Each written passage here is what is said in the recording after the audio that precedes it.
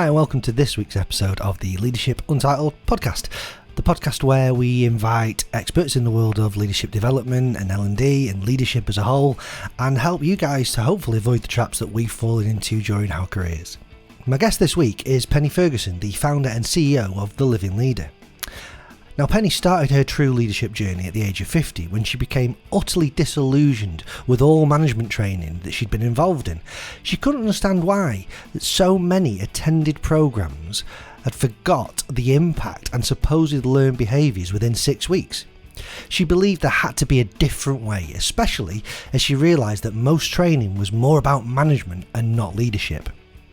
Based on her life experiences, she created her own program and, on her journey, learnt more about leadership and how utterly critical it is to every part of life, as a boss, as a colleague, a friend, and the most vital leadership role as a parent. She's become a leading expert on personal leadership now. For well over 65,000 people have attended her 3-day program, with escalating numbers now joining her 10-week virtual program. She changes lives. Please join me in welcoming Penny to the show. Hi, Penny. Welcome to the Leadership Untitled podcast. How are you today? I'm really very well and enjoying this sunshine that we're getting. Walking my dogs this morning was an absolute joy. I see that on your LinkedIn profile that dogs appears very prominently in your headline. Very important to you, are they? They're very important. I have the least number of dogs that I think I've ever had. I've only got 4 at the moment. Wow, what's the most you've had then? I know. So we're just going to have to hope they don't bark during this podcast. I can't promise it, but we'll hope. So you've got 4 at the minute. What's the biggest number of dogs you've ever had then? 9. Wow, that's a commitment. That was 9 long-haired Jack Russells. Walking them around Virginia Water Lake, which is where I lived at the time, was hilarious. Fantastic. They'd all just disappear in all directions, and then I had one of these very vulgar 4-finger whistles, and I'd whistle, and then they'd come back. Oh, you see, at some point now in this episode, we need to hear that whistle. No, I'm not doing that. It'll deafen somebody. No, and again, I mean, we've had the chat just before we started recording, and as the listeners will know that, life is life at the minute. If the dogs start barking or start scratching at the door, like you said they might do because you shut them out of the office, so be it. It is what it is, because I'm quite sure as people are listening to this, they've got their own dogs barking around them, if not other things. So all is good. Absolutely love dogs. I had dogs all my life when I was so I kind of living at home. Parents, they're just amazing things, amazing creatures. Yeah. And I'd have one now. Unfortunately, my wife is allergic. Oh. So, some people say I should trade her in, but I don't think I'm going to do that. No. And the poor kids, they all, oh, what a dog. Why, Mum, can't you do something about it? Brilliant stuff. So I like to start off just by kind of saying why it is I've reached out to you and to bring you onto the podcast. And it's a shared contact of ours, Lee, who's working for the CIPD in the Wiltshire branch. I was chatting to him. I've done a few podcasts with him. A few webinars with him. And he said, you've simply got to get in touch with Penny. And I said, okay, tell me why, what? He says, I've been on her program. And it was absolutely brilliant. It's unlike any other leadership program I've ever been on. And it really makes you think, and it really makes a difference. And I said, oh, wow. Well, I better drop her a line then and find out all this is about. Because, you don't often hear big testimonies like that claim so much.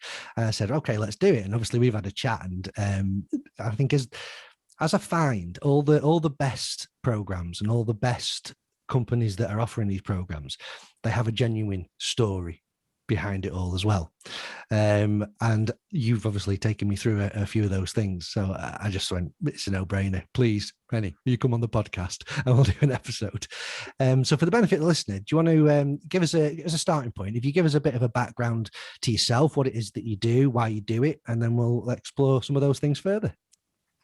Okay, well, I probably need to start.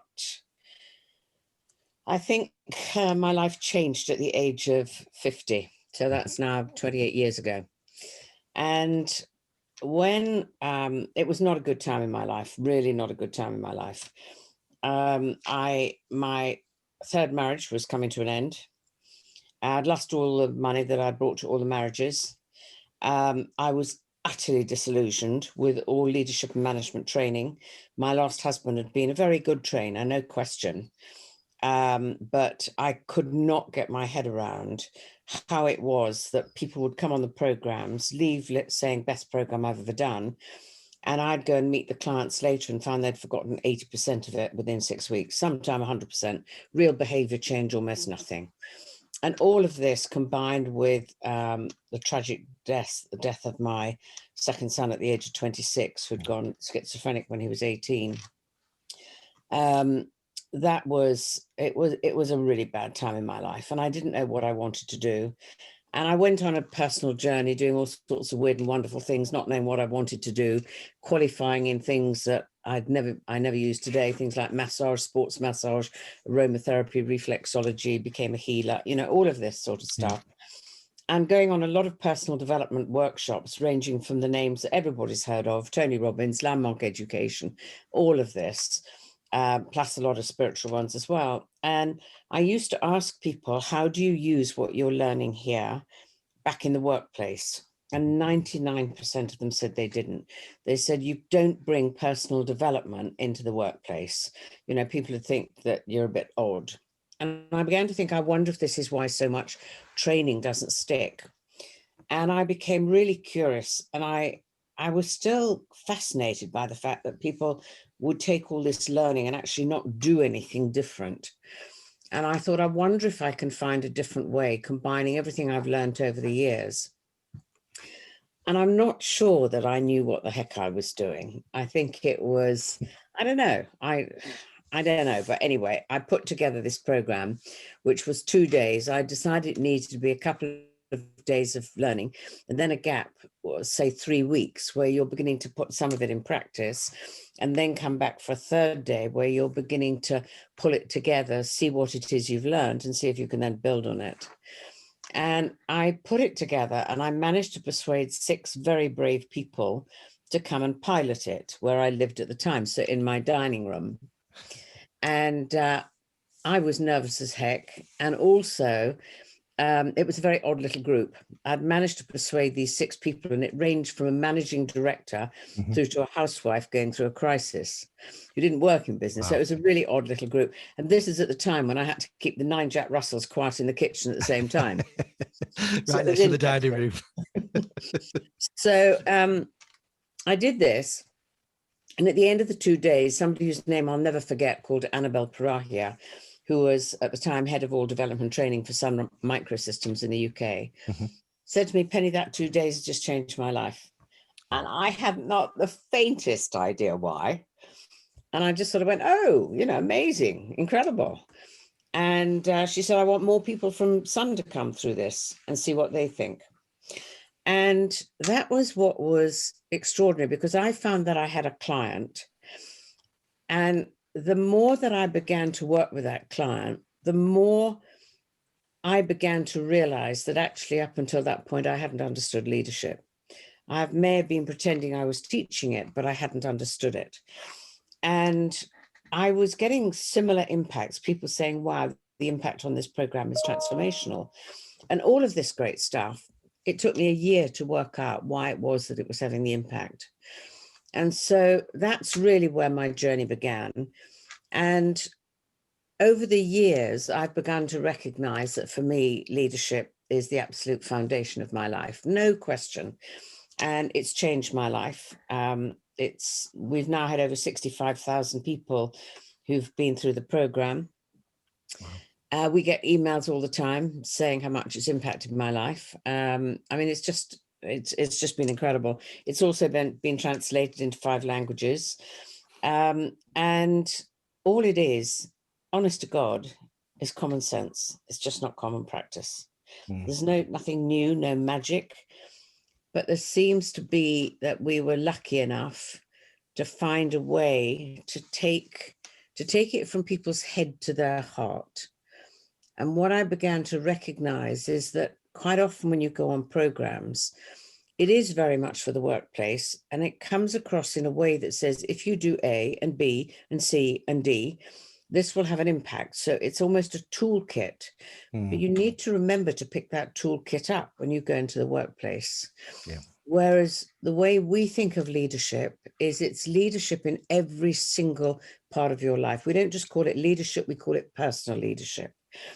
And you are a leader every minute of every day, because the minute you influence another human being, you're leading.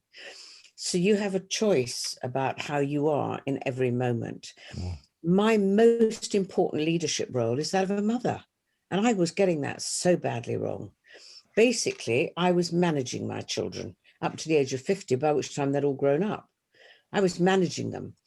And that really wasn't helpful at all. I'm not saying I was a bad mother. And I loved my children, enormously, but I was managing them, not leading them. So in many ways, I was stunting their opportunity to grow for themselves. So my journey started there, and my journey has never stopped. And leadership is, it's the foundation of my life. It's the biggest passion. And people say, Penny, you ever going to retire? The answer is, I doubt it. Well, not if it's something you love. And I think, when you bring it down to people again. So one of the things I say in my leadership presentations is that really stop thinking about them as leaders to start with. Think about them as people. And then when you think about them as people, there's a hell of a lot more people than what you've been thinking leaders are. And you're right. And I think that's fantastic. That I know it's your dining room, but you're talking about business leaders and you're talking about housewives, mothers, and all on the same thing. Because, well, it's common sense, you called it, but there's a simplicity to it, but it doesn't mean it's easy. And I absolutely love the fact that different walks of life and different, sometimes professions, sometimes not professions, and the link you've got to parenting, I think is massively. I reflect a lot when I do these types of conversations and go, oh my God, yeah, I'm doing the same thing with my kids. I'm trying to manage my 15-year-old to tidy a room and make her bed. It's not working. Why doesn't she do it when I tell her to do it? And I think the toolkit that you talked about, that's a great way of putting it. You can give people the toolkit, but they've got to be able to remember to pick that up. And I like to talk about kind of switching that around. So we kind of quite often we go in and do what you've talked about for the last prior to the last 30 years around that management development. We try and give people a skill set and then say, there you go. There's a bunch of tools. Use them when you need to. There's your tool set. And now we're going to question your mindset when you don't use them. Why aren't you using them? You've got everything. You've had the training. Boom. And you flip that around. And when you sort of talk about, bringing it into their heart, you're really changing that mindset there. You are starting with mindset rather than skill set, getting them to think about this sort of stuff differently. And I guess that's at the heart of the reactions and the passion that you've got for it. Yeah, no question. I'm passionate about it. And, for me, and it's interesting, I have to keep saying when we deliver the program, never am I saying that management is bad. It's different in kind. But it's beginning to identify when you need one and when you need the other. And this is the definition that we use. We say outstanding managers drive people to perform at the highest level they're capable of. It's very much about control. Outstanding leaders inspire them to do it for themselves, and it's more about freedom. For me, that is what the difference is. And I believe that, especially through this time where we've all been going through COVID, I think it's almost driven people back to the management style. Yeah, it certainly in some cases it has, absolutely, yeah, because of from my point of view, I see it because of that, the distance between people and not seeing each other. So, but what is it you mean by that? What have you seen? I think the way I describe that is people, especially in senior positions, have said, oh my God, we've got to change things. We've got to do through differently. We may have to make people redundant. Are we going to? And so they start going into the style of telling people what to do. And that has to happen because they're in that point where they have to make those decisions. They can't step away from them if the company's going to survive. So they have to do that. But then I think the step that they forget is how do they get people to take ownership for that? Because otherwise people spend their time worrying nonstop, thinking about, oh, I don't know how I'm going to do this. Am I going to have a job? Am I going to do this? but somehow you need to get them to think for themselves about how they're going to own whatever the new situation happens to be. And you can't do that by telling them. You have to change your communicating style significantly. So you now need to go into a style that's asking them questions so that they can think for themselves. And that's where I think, and that's where it's been really interesting, because it was a big challenge for us when COVID hit. And it really had me thinking, okay, I teach this, now can I walk the talk? Because literally, from having built a very successful business, everything stopped dead completely. Yeah. All my international speaking engagements, all the programs we were rolling out for companies across the world, nobody could do any live training, stopped dead. And so it was very interesting. You know, there's that quote, I can never remember it exactly, but from Norman Schwarzkopf that says, you know, that you need both character and strategy to be a great leader. But if you have to be without one, be without the strategy. And I think that's spot on, because it challenged me at a character level. Am I going to sit here and feel sorry for myself and say, oh my God, and worry? And of course, worry does no help at all, because there's only two things you can worry about: things you can't control, things you can control. If you can't control it, what's the point in worrying? So beginning to say, okay, so what is it I can do today, and keep my attention in the present. And I had no idea if our leadership program that we're known for, which is the 3-day program, I had no idea if we could do it virtually, none.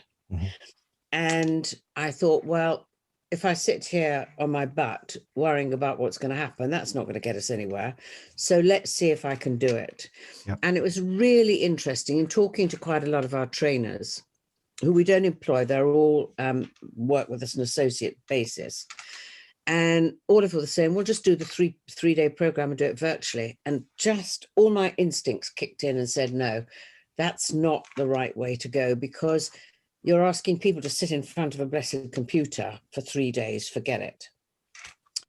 So I decided to do it differently and do it over 10 sessions. In some instances, we do it over the 10 weeks. And we're now getting some people saying, can you speed it up and have 2 sessions a week and do it over 5 weeks? Yep. So we did it that way, which meant that I had to film for hours on end talking to a blessed telephone and do all the modules. So I delivered the entire program myself, but a module at a time.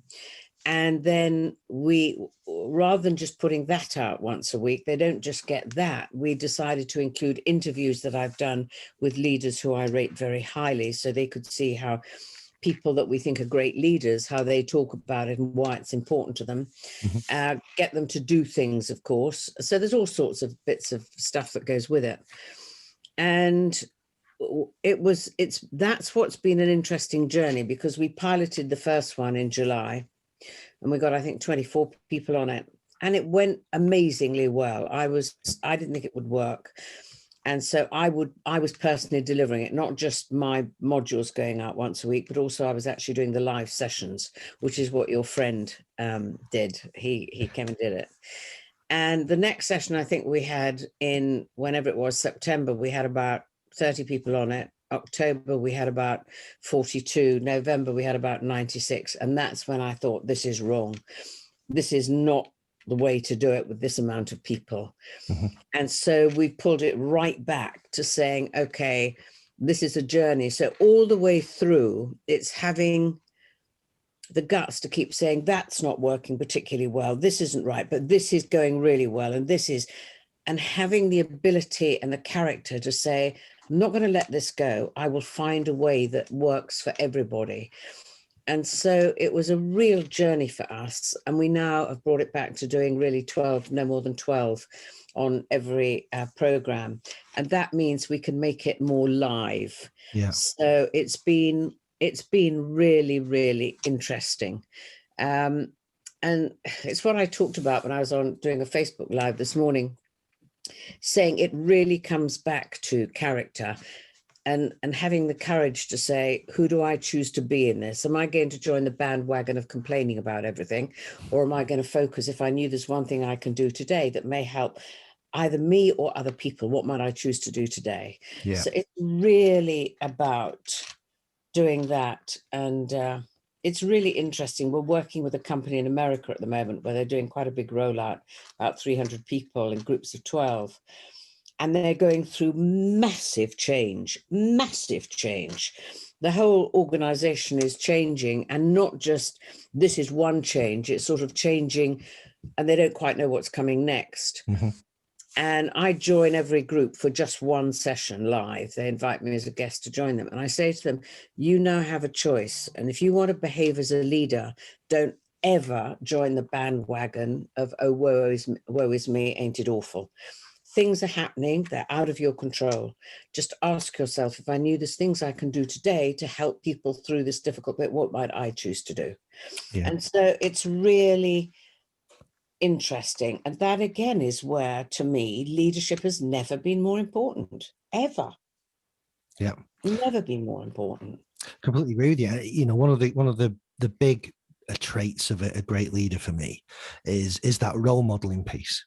And I think from listening to what you've been doing there over the last 12 months, that is in itself role modeling to other leaders through actually helping them through your courses, exactly what needs to be done. Because like you said, you could sit there at the start of all of this last year and go, oh, we can't do anything now because now it's all, we can't do what we used to do. In the same way, all these leaders around the world, not just the country and the world, are going, well, we can't like access our teams and talk to our teams and manage our teams and do the things we used to do, have a team meeting face to face on a Monday. I can't walk over having a face-to-face performance meeting or whatever it might be with these people. I can't see them as they're working. I can't verify they're doing what I've asked them to do. And being able to see role models such as yourself go, hang on a minute, no, let's step back. Let's not just throw everything away here. How can we adapt and do the things that we need to do to be able to do that in a different way and give people what they need? And by doing that virtually, you're mirroring what really leaders have needed to do over the last 12 months, which is manage virtually. Quite often that's what they've been doing. So tell me more about the program then. Ooh, just 1 second. I was getting a bit of a noise. I've got the brother-in-laws in the house today doing a bit of stuff in the bedroom. So I think that was just a saw cutting something. I think he's finished now. So tell me more about the program then, because obviously you've talked about it's gone from classroom to virtual. Let's hear some more about it. This is never easy to explain because it's really experiential as much as anything. But we think of leadership as coming down to basically three things: how you choose to think, understanding responsibility at really a very different level, and communication and the impact of your own communication. And one of the things we do at the beginning of the very early on in the program, probably not the first session is just announcing it, but the second session, you have a group of 12. And what we will do is get all of them to say a little bit about who they are. And the trainer will always go first, and they'll be very open about who they are. So I've just given you an insight into me. I've said a little bit, and I've told you that I came out of a marriage and my son died and everything else, but I'd probably say a bit more. I'd say I have 5 other children, and, you know, I would tell them a bit more about me. We would then say to everybody, we'd ask a question, share with us 3 things that you feel really good about in your life. And we're not hung up on 3, but if they only come up with 1, that is an indicator where their thinking is already. So we ask for 3. We then say, what's the biggest challenge or opportunity that you're facing in your life right now? Doesn't matter if it's work, home, or what it is. And we ask them, then what are 3 things they'd like to get from doing this program? And critically, what are 3 things they would like to give to enable this program to be successful for them? It's not just about get. And so we get them to do that. Now, this will amuse you.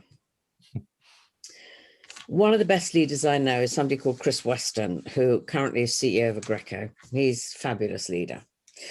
And he must have been through the program. This is the live program 3 or 4 times. No, probably more than that, 5 or 6 times. Every company he's gone into, he's taken us in. And it's been absolutely fascinating. So I can remember doing one group with him. And to him, this is the most important bit of all. And we started at 8:30. There was only a group of 8. We didn't finish till 4 o'clock. 4 o'clock. Yeah. And the things that they were sharing and were coming out were incredible. Now, okay, that's exceptional. But normally for a group of 12, you allow 3 to 4 hours, okay? Yep. And people, even a team that has been working together for a long time, suddenly learn things about each other that they didn't know.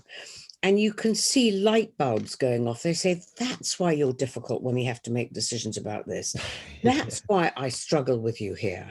Oh my goodness, you've got that going on at home. I had no idea. Mm. And it's absolutely incredible how you can see new teams form out of existing teams. Yeah. So for us, that's key. And, you know, it actually saddens us when you think how many people join a company and how much do they know the people they're about to work with and how much do people know them? Yeah. Almost not at all. So what happens is you make a judgment about that individual based on who you are within minutes. And then you treat them as though your judgment of them is true. And it may not be true at all. So you can begin to generate behaviors that you don't even want. So, I mean, it's such a critical bit. So that's a kickoff. We get them to discuss what responsibility means. And it's interesting to hear their thoughts around it.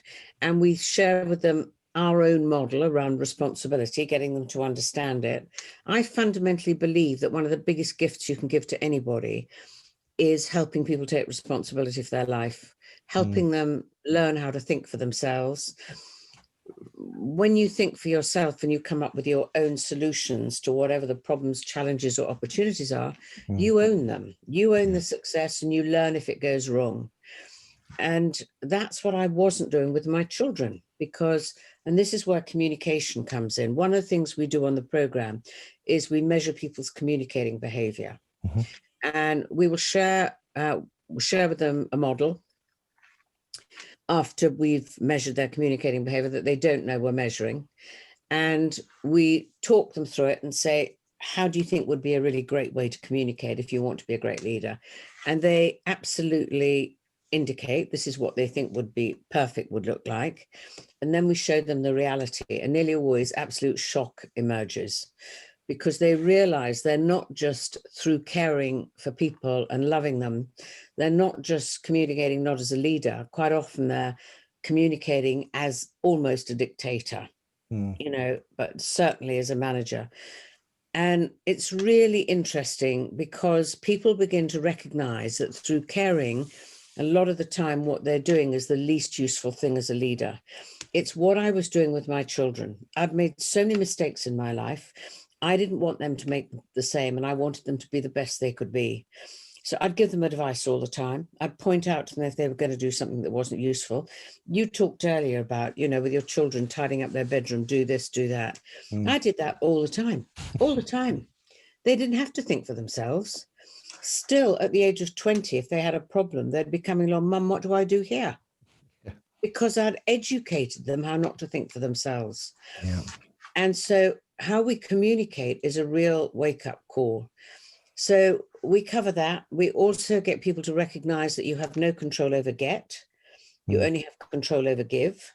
So, you know, begin to think, are you really thinking about how can I get my team to perform better, or thinking what can I give to my team to enable them to perform at the highest level possible?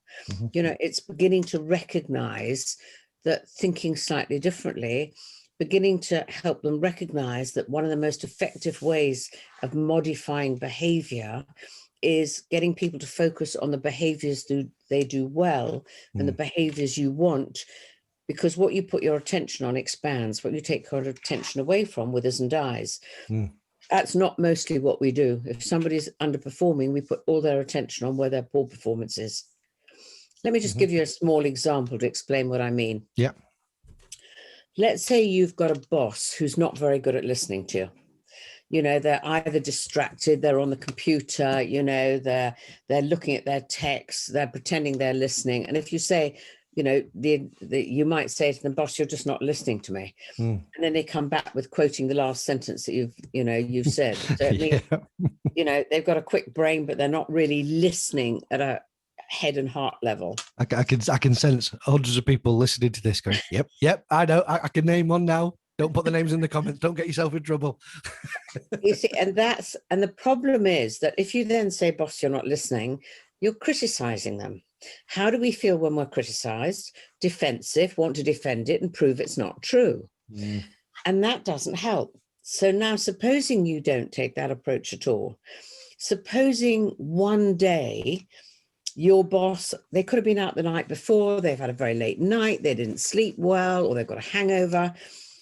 And so they're not distracted. They are listening to you because it's easier. That's what you leap on. And what you do is you say, boss, I just want to say how much it meant to me, the way you listened just now. You got higher quality thinking from me. I really felt valued. And I can tell you that I'm coming up with better solutions and better ideas because of the way you're listening. That means so much to me. Now think how the boss feels. Oh, I enjoyed getting that feedback. Oh, I need to do more of that. What you're doing is you're putting your attention on a behavior that you want, not giving your attention to a behavior you don't want. And that, for me, is the most powerful way of modifying behavior. But don't ever hear me say, if somebody's doing something badly wrong, that you ignore it. I'm not. But somehow you need to approach it in a way, not by saying you screwed up here, but seeing if you can get them to own it. So you ask question. Okay, so tell me, how do you think that went? If you knew that I have some concerns about how you handle that, what do you think my concerns might be? And what you're doing is asking questions to get them to own it rather than you. Yeah. And it sounds so simple, but I'll give you another example, because this for me was fascinating. Somebody I met, a very senior guy from a huge organization. I won't mention the organization, but we met on a plane, and he was fascinated by what I do. And I was going out to do a top team program for a big company in Houston. And he said, have you got any time? I want to just come and ask you some questions. And I said, look, the only time you can come is I've got an hour's gap at lunchtime. If you can come and meet me at the hotel where I'm delivering the program. And he said, okay, I'll do that. And he came, and we had an hour together. And then I said, how did you manage to shift your diary? He said, well, I'm doing appraisals today. What I did was I took a room here, and I'm doing the appraisals here in the hotel. So I said, oh, great. I said, I'm really curious. Tell me, how do you approach appraisals? And he said, I take them really seriously. He said, I spend a lot of time really looking at what the person's done well in the year, what they haven't done as well, where they need to develop, and so on. I said, great. And how do you approach that? He said, well, I think it's really important to tell them where I think they've done well to lift their energy first. So I will start off by telling them all the things I think they've done well, and then move on to the areas. And I said, okay, that's interesting. So I said, tell me, why do you do that?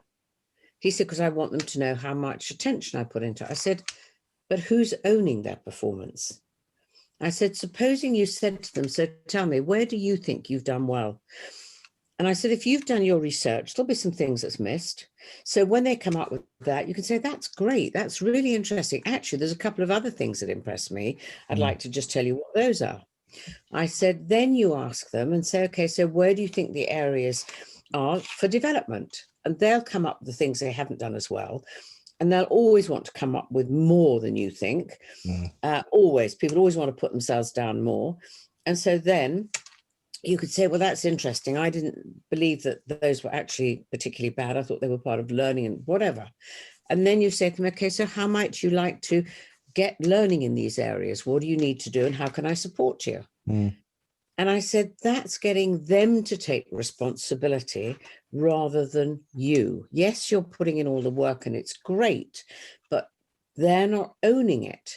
Yeah. And it was so lovely because, and it's actually the way he was doing it, the way the company was teaching them to do it, to be fair. Yeah. He phoned me, and I'd got on the plane, just waiting for the plane to take off. And he phoned me, he said, I've got to tell you, I've just done 3 appraisals. And he said, they've never gone so well. Oh, brilliant. People left looked energized and motivated. And of course they did, because they owned it. He was giving them the gift of owning it, owning their performance, owning their development moving forward. And it was so simple because it just meant changing his communication style. That was all. Yeah. It's that permission. He, like you said, he'd been trained to do it in that way by the company. This is how we do it. But the permission to actually think for yourself. And when you talk about responsibility, I think it's so important. I talk about the kind of responsibility versus accountability. In a previous episode, I had Chris Lewis on, who's an ex-England cricketer, a big cricket name in the early 90s. And I don't know if you know the story for the listeners who've not seen it, go and listen to it. But he was arrested around 2009, I think it was. He was trying to smuggle drugs back into this country. And he went to prison. And he said it took about a year in prison. And he said he was looking out of the window one day, and just some of the words you've been using there, he kind of went, hang on a minute. Are you seriously saying that it's other people's fault that you're in here? And he'd spent that first year, beating himself up, going, right, well, it's their fault, and they hadn't done this, and they hadn't done that, and oh my, all that sort of stuff. And he just went, you cannot seriously be saying it's someone else's fault. And he started calling that the choice before the choice. He says, we analyze the choice that led to this, and we blame the people who contributed to us making that choice, or we think contributed to it. But before that choice, there was another choice, a choice to start speaking to these people, or get involved in this, or get involved in that. And I was responsible for that. This is in that moment on. He says, don't get me wrong, prison still wasn't easy. He says, but from that moment on, I knew I just wanted to start over. Let's have another go at life. That was my fault. I'm the reason I'm here. And I am going to make a difference to improve it. I think that's absolutely crucial. Bringing the person and bringing that out of people, whether it's the people that the leaders are talking to, or the leaders themselves. I think it's central to everything. So it's fantastic the programme's doing. And no wonder Lee had an amazing time.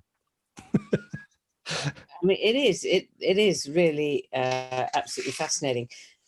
And what he was saying there, what Chris was saying there, is absolutely spot on. It is about choice. I used to blame my husbands. But then I said, but I chose to marry them. I chose to stay with them. I chose to give them the money that I had, so I can't walk away from that. But when I look back, and I talk about responsibility, for me, the absolute crux is I was giving my children advice all the time. And one thing that I'd like to really share here to help people recognize is when you give advice, to start with, what you say is, you can't do this without me. Secondly, you're disempowering them. And thirdly, they'll never be better than you were yesterday, because it's coming out of your head and your advice and your experience. Yeah. And yet I was doing that all the time with my children, all the time. I don't do it now. And seeing the way my children now bring up their children, different ball game, different ball game. This again, crazy, funny example. My younger daughter, Emma, who's also co-director of The Living Leader, really, Grace, when she was about 8, I think, she's 12 now, but she came back one day from school and she said, Mummy, I don't want to do my homework today. Now, I know what I would have done. I know I'd have gone into all the reasons at why it was important, why they knew it. And at the end of the day, I'd have just said, bloody well, sit down and do it. That would have been it. Yep. And Emma didn't. She just said, okay, darling, and left it until about 2 hours before bedtime. And then she just went, darling, I'm just really curious. What are you going to tell your teacher tomorrow when you turn up with no homework? And Grace just went, Mummy, could I have an extra half hour before going to bed so that I can go and do it now? Yes, darling, of course you can. Brilliant. Well, it's that. It is. It's that you can't make someone more accountable for something. You've got to help them accept responsibility for it, and that's exactly. I love that. I love that story. It really is. Immediately made them think, oh, what? Oh, God, yeah. I mean, the difficult bit is and this is where you do have choices. If you've got a child who has their bedroom as a right tip, Mm-hmm. and you actually really think, oh, I can't bear it, I wish they'd tidied up. I would always say to a parent, you have a choice. You can keep nagging them. I don't know what impact you think it's going to have, but they're not taking responsibility. Mm-hmm. Let me tell you that with what I know now, what I would do, I'd say, if you want to keep your bedroom as a tip, that's entirely up to you. Mm. However, it doesn't come out the door. Anything that comes out the door and gets left lying around goes in the bin. Mm-hmm. So what you want to do in your bedroom's up to you. If the washing isn't put in the washing basket, it won't get washed. And literally, so getting them to take ownership until one day, hopefully they reach the point where they don't have to jump from the door to the bed because there's no room on the floor. Yeah. And, you know, or there's no, all the dirty plates and everything else. Yeah. But having the courage to say, what you do in your bedroom is your responsibility. Yeah, I'd love you to keep it tidy, but if you want to live in a tip, up to you, but it does not come out of the door. Yeah. That is my rule because it's our home. Yeah. But your room is your room, you know. And yeah, we got some. It's funny you mention it. We got some really good advice from a friend of ours who'd had a teenage girl and is no longer a teenage girl, and we've obviously got the teenage girl, and she just went, you know what, you are going to spend every day complaining about that room if you choose to go down that route. She says, my advice is shut the door. Just shut the door. It doesn't exist. Because it'll change, and then a number of times since then, obviously pre what we've been going through, but it was like, oh, can my friends come and stay over? Well, come stay over if you want. Where are they going to sleep? Oh, I'm going to tidy my room, and it's going to. And because something was important to her, then honestly, we went in there. It was like a hotel room. It was spick and span. And I think another time she really doesn't like spiders, and there was a spider on the bed. And she absolutely went berserk. And my wife, Gina, had a chat with her. And instead of starting going on about the room, and like Gina could obviously say, tidy your room again. It was, why do you think spiders are in the room? And that conversation very quickly got to, because it's a mess and there's loads of places for them to hide, I'm going to tidy this up. I don't want spiders in here anymore. But it's true. It's much more powerful then, and it sticks much more. And when you tell that story, think of what the mother's doing. What she's doing all the time is asking questions. Yeah. That's the communicating style of a leader. Yeah. Asking questions all the time to get to think for herself. Yeah. And, you know, it's so interesting. I come across some outstandingly good managers. And once they begin to learn the difference between management and leadership, they get quite nervous about, oh my God, I've got to ask some questions, let them decide. They may not be as good, you know, and yet they often find that suddenly the team probably might plateau for a while because they're nervous at having to think for themselves. But performance then nearly always goes up and up, and they realize that what was actually holding back was them themselves. It's interesting. It really is. And quite often, I think, you know, you mentioned communication a few times. Just communicating it in a different way, maybe sometimes at a different level, and really getting across the reasons behind something. Because again, coming back, so Lauren now is going to be in the final year of high school next year. And obviously, you know, naturally as a parent, you start going, rightly or wrongly, oh my, this is GCSEs, and you've got to start cranking down, and you've got parents' evening, and you've got to do more maths, you've got to practice this and do this. You know, telling people to do more maths practice and pass papers is never going to work. But that's all that's in your toolkit at the time. You're going, do this, do that, do the other. And you know, credit where it's due. It was Gina's brother, so Lauren's uncle, that kind of having a chat with her, and that led to a bigger chat with all of us that she was so engaged with, because it focused on the other end of it. What is it you want to do after this? And she didn't know in terms of a career yet. Cool. Let's wind it back. What is it you want to do, like college, A-levels, that sort of thing? And she said, well, I'm thinking about this sort of stuff and this sort of stuff and this sort of stuff. All right. Okay. And have you had a look at what you need to get grades-wise in your GCSEs to be able to do those courses or get into those courses in those places that you're looking at? Well, no, I've not had a look at that. Well, let's have a look at it then. She goes away, she looks at it, she's seeing the grade, and she's going, oh, I better double down and do and do some stuff over the next year because I want to get those grades and those grades so I can do that. And it's exactly the same because I absolutely love comparing parenting to people leadership and that sort of stuff, and just asking the right questions to make them see the value and the purpose themselves. Yeah. That then enabled them to go, I want to take responsibility, not you're telling me to. I want and I need to take responsibility of this to achieve what's next. Yeah. And I think that's amazing.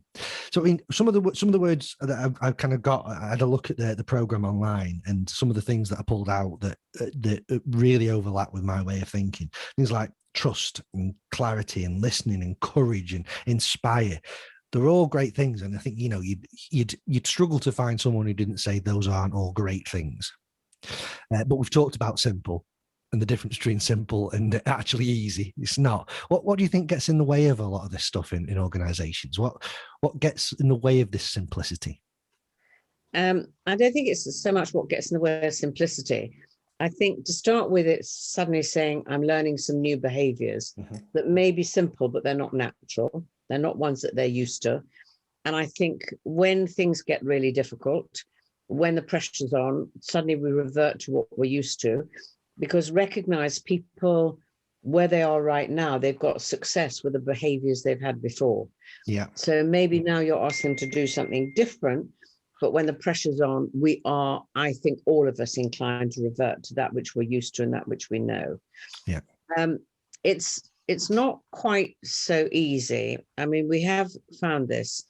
It's kind of interesting. At the moment in an organization, we've been asked to start in a place we don't normally start, but the CEO is very keen to get us in quite quickly. 300 people, and they call themselves, what are they called? Change ambassadors, I think. They're all seen to be people who have influence in some way, shape, or form at different levels. Some of them have teams. Some of them don't manage anybody. They work on projects, all sorts of things. And they're finding the challenges their bosses don't understand what they're learning. So they want to do things differently. Now, fortunately, we've got the vice presidents now saying, everybody's talking about this, we need to do it. But that's where it becomes a bit trickier. And we do say, and we have said it to people, and it has happened, if you're going to do this in a way where you're not taking everybody through it, or you've got senior people who aren't doing it, if people get a passion for saying, I want to be this sort of leader and I want to work in an organization where they believe in this as well, if it's not changing above them, they may choose to walk. And the people who will go first are your best people. And we have had that happen. Anything when you bring in something like this, it needs to be supported. It's one of the things that I have a huge difficulty with. We have teachers come through the program, and I would just love this to be taught in schools just before people leave. It's not easy going into an organization where the people above don't do it very well, and they get frustrated. Now, with teachers, they get it and they'd love to bring it into schools. They would love to. And I would give my eye teeth to have it taught as a subject before they leave school. So they really understand responsibility, how they can take ownership for their first job, for their role going forward, the communicating behavior that's going to help them get the best out of the people who they work with, really thinking about, if I can give you an example here, you might say to them, write down the ideal job that you want. What do you want to get from the ideal job? So they write down everything they want to get. And I say, how much control have you got over all of that? The answer is none. They haven't got any control over any of that. What do they have control over? What they give. So I said, what would you want to give to this to enable that job to be everything you want? So now they can take responsibility. So I'd give my piece for it to be taught in schools. I think that's challenge great. is this. I won't do it, for the reason being this: unless either the teachers or their parents have done it first, they may learn it, want to put it into practice, and they're being stuffed back in their box again. Yeah. that would be the worst of all possible worlds. Yeah. So even though we have taken it in, we took it into a primary school through all the teachers, performance went up at the school exponentially. We've taken it into a secondary school, similar results, all the teachers going through, you know, so it's amazing. But I would love to be able to get, so if you're in a company, you do have to, you know, you can have one person come through at a senior level and they begin to really shift behavior into real leadership behavior. They could impact that entire division. They could. Yeah. Because if you think of the size of an ocean liner and you think of the size of the rudder, it's tiny by comparison. So one person can do it. Is it easy? Not as easy. It's much easier if you have people around you. So, you know, at the moment, again, we're just taking it through where we're taking it through a senior team. All of that team are going to be doing it a second time, but with their teams. So they're going to have the experience of doing it with their colleagues, and then they're going to have the experience of doing it where they're in the position of boss.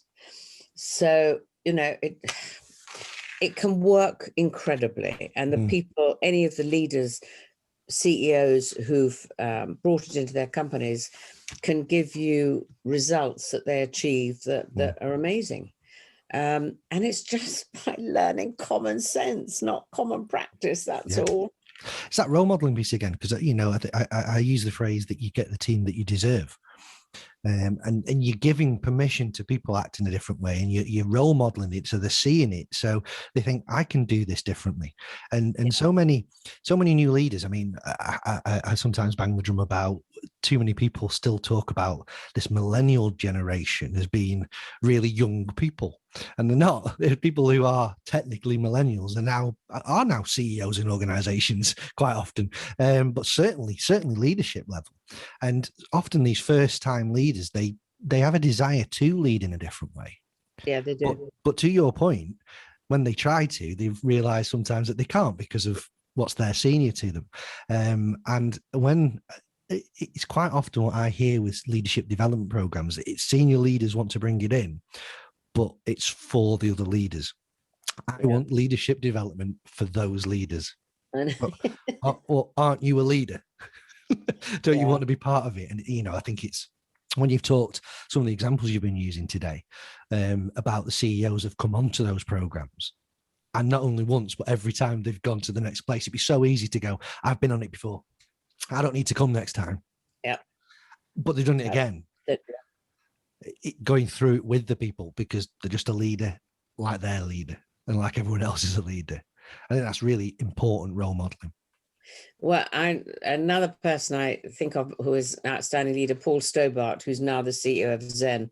When I first started Zen Internet, when I first started working with him, his CEO of Sage, and he was the first CEO to then put himself through the masterclass to become a trainer of the program. That takes 10 days. He took 10 days of his time to do that. He was then delivering the program himself, not many, but he knew it was important, to the lowest level in the hierarchy. So he was saying to people, this is the culture I want here, and you now have permission to give me feedback when I get it wrong. Yeah. He then also ran a couple of programs for the CEOs of his suppliers. Yeah. And then when he joined another company, he asked me to go and run a program for him and his top team. And I said, Paul, you can do it. No, I need to be part of the team. And I'm thinking, he's done the program. He's trained to deliver it. He's going to be bored witless. And he said at the end, he said, I can't believe it. I still learn more. Yeah. It's fascinating. Yeah, fascinating. Well, you know, obviously I'm passionate about the world of L&D and coaching, and I think it's exactly the same thing, that quite often, you know, we're full of the best questions and we're full of the best advice, but we don't actually do it ourselves. Because the amount of coaches that don't have a coach, and the amount of L&D people who talk about personal development, them don't take time out to actually develop themselves and reflect and be mindful and all those things. So I think that's amazing that he would go, no, I need to be part of this, because delivering it's one thing, but actually being put in a place where I have the time and the inclination to reflect on all this with my people at the same time, I'll learn stuff again. Every time I think of this, I'll learn something. Yeah, absolutely. Well, I think that's really awesome. I think I'm just looking at some of the notes that I've made, because I always like now at this point to kind of go back through and think, what could we call the episode based on what we've been chatting about? And I've always come up with a couple of ideas, but I never like to say those first because I don't want to lead the witness, as it were. Well, based on what we've been chatting about, what do you think an apt name for the episode would be? What you could do, because you've been asking me about me and my journey, is Tale of a Living Leader. Tale of a Living Leader. Really like that. Really like that. That's the name of the company as well. Yep, exactly. Well, I had Living Leader, and I also, something stuck in my mind. I don't think it was as good as Living Lead. I think that's the one anyway. But it says, focus on the behaviours you want. And I think that's a really big message to really let stick today as well. But no, the episode Tale of a Living Leader, I really love that. If people would like to get in touch with you, Penny, or follow what you do, or actually have a look at the programme that obviously we've been talking about today, how can they do that? Yeah, they can just go onto our website, which is thelivingleader.com. Okie dokie. I will put a link to that into the show notes for those people listening so they can get straight to that. Yeah. And well worth a look because, like I say, I was doing the same myself the other day. And it's just, like you say, you look at it and you read it and you go, some really simple stuff there, common sense.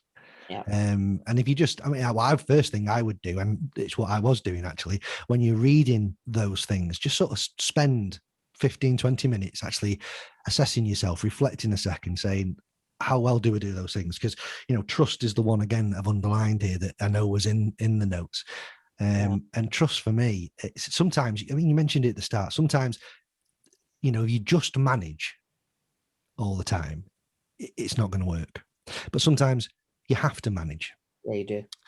But if you created that environment of trust, then people trust that you're doing this for a reason. Yeah. But there's no trust if you just manage and tell people all the time what to do. It's the other end of it. Yeah. So please take a look at the website. There's some wonderful stuff on there, and maybe you'll get in touch with Penny. Brilliant. So thank you so much for taking time to speak to me today. I've really enjoyed that conversation. So have I, Rob. Thank you for inviting me. No, honestly, the pleasure's all mine. Thank you. And hopefully we'll keep in touch. I'd love to speak to you again soon. Look forward to it. Have a great day. Speak soon. Bye-bye now. Bye. So that brings us to the end of this episode of the Leadership Untitled podcast. This episode will be called Tale of a Living Leader. That's after Penny's own life experiences and the programme that she now runs for others. My thanks go out again to Penny for joining me today and bringing lots of experience and insights that I'm sure is valuable to everyone listening, and of course to you yourselves, the listeners, for tuning in. Please get in contact with me if you wish to at rob@robmoores.com, or look on the website at the same name if I can help you at all in terms of your leadership and or L&D coaching. And otherwise, please subscribe for future episodes so you don't miss out.